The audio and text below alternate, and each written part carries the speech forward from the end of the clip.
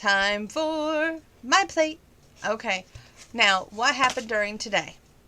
I worked. Yeah, we all knew that. They've talked about the coronavirus again and how this is supposed to be our worst week ever. Okay.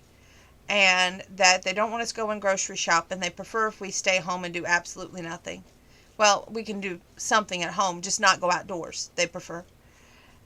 Anyway, on the good news note, I thought I would share some perspectives of what happened during my day with you. The mail came today, and there's a rumor going around about the mail that they're supposed to cut it off in June. Now, personally, I think that it would be a stupid move. I actually can remember being a little kid and look forward to getting stuff in the mail, you know? And as you get older, you order from eBay, you get stuff in the mail. And, it's stuff like that, So I really don't see how they can shut off the mail. But then again, look at the present we got. It is what it is. Anyway, good news time. I like to do a good news tidbit with y'all. Keep y'all in upper spirits. I finished my book. You'll get a book review next. But besides that, I worked today, and while I'm working, I have all the blinds in this room closed, so I can't look outdoors, and I can't see who is mowing. So Grandpa, when he went to the restroom, which, mind you, the restroom's right there, I told him, I said, well, if you're in here, who's out there mowing? Because somebody is out there mowing. And sure enough, it was our neighbors from over the railroad track. And they felt like they wanted to help us out, and they did the field and I guess the boulevard, and I have a little bit of to finish up, which is not bad. But I thought they had done the whole thing. But I'm very grateful, very appreciative for what they did. Reason Grandpa hadn't mowed it was he needed a new battery. So we'll get to that experience a little bit later. So I was like, okay, thank you for doing that. And I wish I could have given them some baked goods or something, because it means a lot to have any kind of help like that. And I'm grateful for it. Next on the agenda, let's talk about after work. I wanted to go to Dollar General, but Grandpa had it in his head that he wanted to get his battery. So first and foremost, we had to go to Rural King, which to me looked like either a war zone or something, was really going on here. See, what was going on, they had it roped off like no tomorrow, and it looked horrible. And so I thought maybe they were closed. I seen a guy out there with his carts, and I even stopped the guy and asked, hey, are you open or are you closed? And he kind of looked at me funny. He goes, well, we're open. So we go ahead and proceed to park. Well, first we had the discussion about how we were going to take the battery out of the car to get it in there, because he didn't want to take it in there. And I said, well, you go on in. I'll drop you off at the door. Somehow or other, I'll get a cart. I'll load the battery up and take it in there. So I do this. I get a battery and I load it all up, take it in there. And when I finally get in there, though, Grandpa's, talking with the people at the door, and I don't think anything about it, but there's 2 door greeters. Now, this one girl stops my grandpa and says, sir, you can't use the same cart as this girl. And I said, I'm the granddaughter. And that's the old battery. And she goes, I don't care. You just need a new cart if you plan on going in the store, because that's our social distancing rule. Which right now, I know what I'd like to do with your social distancing rule. But that's just a personal note. And I said, I really don't need a cart because I don't plan on shopping. They insisted that I had a cart. So I went behind him with an empty cart. He had the battery in the cart ahead of us, which was the dead battery. And Grandpa refused to walk back to the automotive, so he thought, we'll just get in line and get the new battery. So we stand and we wait, all social distanced out.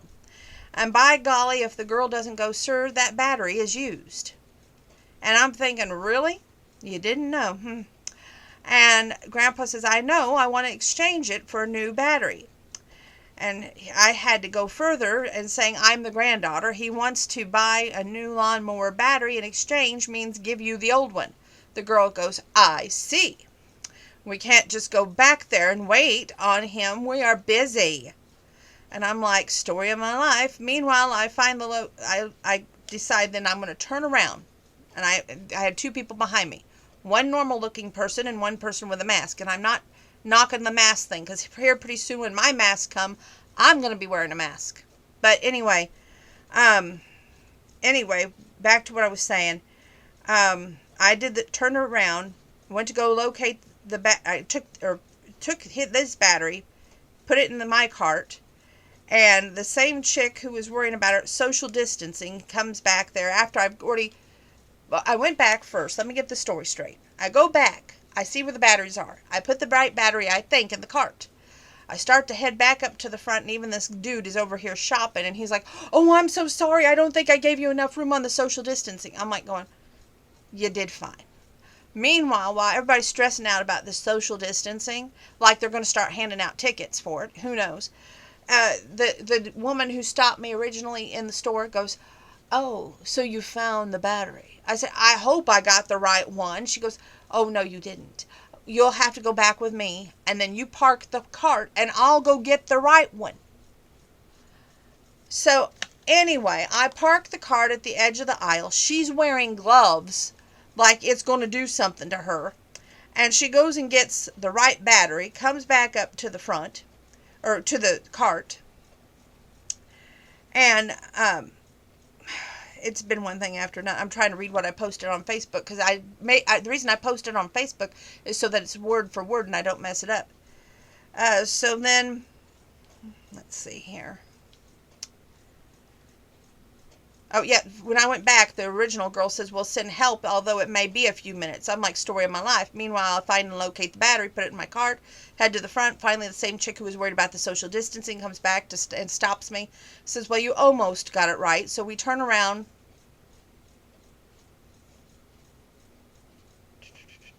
Well, I'll get it here in a minute.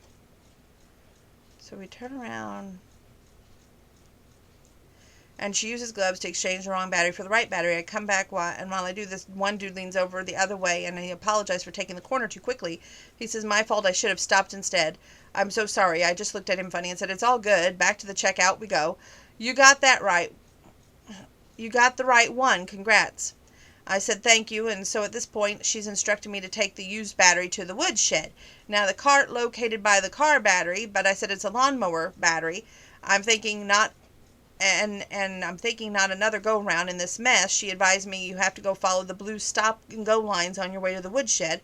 I proceeded. A gentleman who worked there points to the wood cart. I just leave it there, and the cashier goes, "Make sure you use Purell." Meanwhile, I'm using Purell, and I said, "That part I agree with. Even leaving the store, you must follow the blue strips. It's just too much BS."